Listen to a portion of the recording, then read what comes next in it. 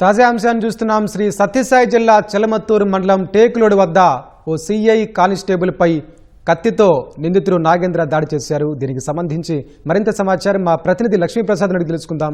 లక్ష్మీప్రసాద్, చెప్పండి, టేకులోడు వద్ద CI constable పై దాడికి సంబంధించిన సమాచారం ఏంటి?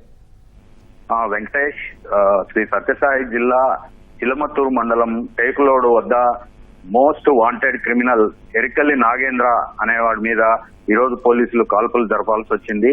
అంటే 90 కేసులు అత్యాచారము, దోపిడీలు సంబంధించి ఇతని మీద తెలుగు రాష్ట్రాల్లో, తెలంగాణలో, ఇటు ఆంధ్రప్రదేశ్ లో 90కి పైగా కేసులున్నాయి ఎరికల్లి నాగేంద్ర మీద.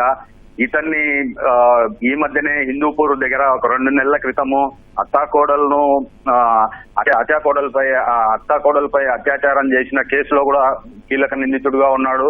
ఇతని మీద నిఘా పెట్టిన పోలీసులు టేకులోడు వద్ద ఇతను ఉన్నాడనే సమాచారంతో అటు చిలమత్తూరు మండల పోలీసులు, హిందూపురం యూపీఎస్ పోలీసులు 2 బృందాలుగా ఏర్పడి టేకులోడు వద్దకు వెళ్లడం జరిగింది.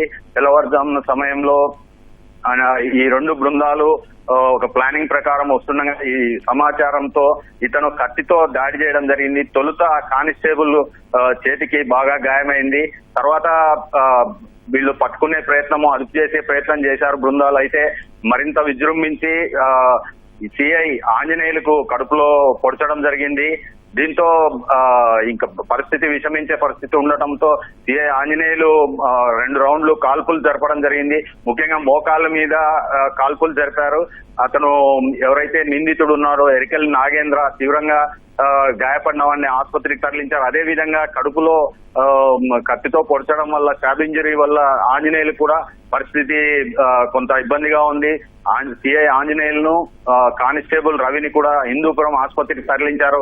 మొత్తం మీద ఈ 3 అంటే నిందితుడితో పాటు సిఐ, కానిస్టేబుల్ ఇద్దరు కూడా హిందూపురం ప్రభుత్వ ఆసుపత్రిలో చికిత్స పొందుతున్నారు. వెంకటేష్, ధన్యవాదాలు లక్ష్మీప్రసాద్.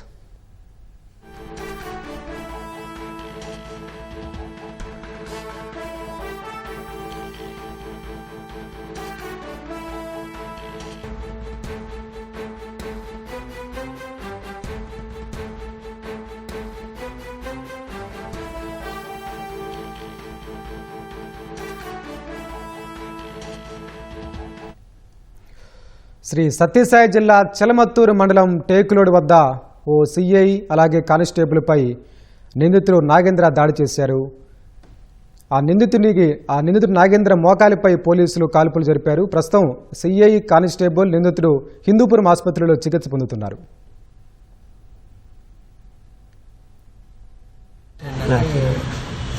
కావటి నాగేంద్ర అనే అతను లాస్ట్ ఇయర్ 2024 అక్టోబర్లో కూడా గ్యాంగ్ రేప్ చేయడం జరిగింది. అందులో A1గా ఉన్నాడు. అతను రీసెంట్గా కోర్టు ట్రయల్ ప్రొసీజర్స్ కూడా 2 సార్లు అటెండ్ కాలేదు. ప్లస్ అతని మీద రీసెంట్గా ఒక కేసు కూడా నమోదైంది. NDPS కేసులో కన్ఫెషన్లో అతని పేరు కూడా ఉంది. ప్లస్ కొత్తగా అతను ఒక గ్యాంగ్ ఫామ్ చేసుకొని మళ్ళీ దొంగతనాలు, బాడీ డెఫినిషన్ చేయడం స్టార్ట్ చేశాడని ఇన్ఫర్మేషన్ ఉండడంతో మన పార్టీని పంపడం జరిగింది. మన మీద ఇన్ఫర్మేషన్తో క్రెడిబుల్ ఇన్ఫర్మేషన్ నిజమైంది. బట్ బ్యాడ్ థింగ్ ఏంటంటే మన కానిస్టేబుల్ గుర్తు గాయపడ్డాం. చూద్దాం, మన వాళ్ళు ఎత్తుకుతున్నారండి. దొరికిన తర్వాత మళ్ళీ కానిస్టేబుల్ పరిస్థితి బాగానే ఉంది. చైకే కాబట్టి నాకు తెలిసి ప్రాబ్లమ్ ఏమి ఉండకపోవచ్చు. తెలిసి స్టిచెస్ పడినాయంటున్నారు. అతను మాట్లాడిన తర్వాత చెప్తాను. సార్, ఎన్ని కేసులు ఉంటాయి సార్ ఇతని మీద? మన స్టేట్లోనే దాదాపు 40 వరకు ఉన్నాయండి. వేరే స్టేట్స్ అన్ని కలిపితే ఒక more than 70 పైన వస్తాయి.